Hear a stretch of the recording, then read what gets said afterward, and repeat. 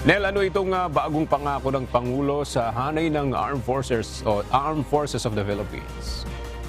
Yes, aga patuloy na ipatutupad ng administrasyon ng mga programa at pulisiya na magsusulong sa kapakanan ng Armed Forces of the Philippines at maging sa kanilang mga pamilya. Ito ang tiniyak ni Pangulong Ferdinand Marcos Jr. sa traditional dinner para sa AFP Council of Sergeants Major sa Malacanang. Pinaalalahanan ng Pangulo ang mga opisyal na panatilihin ang kanilang magandang gawain. Ayon sa Commander-in-Chief, hindi titigil ang pamahalaan para sa modernisasyon ng hukbong sandatahan lakas ng Pilipinas.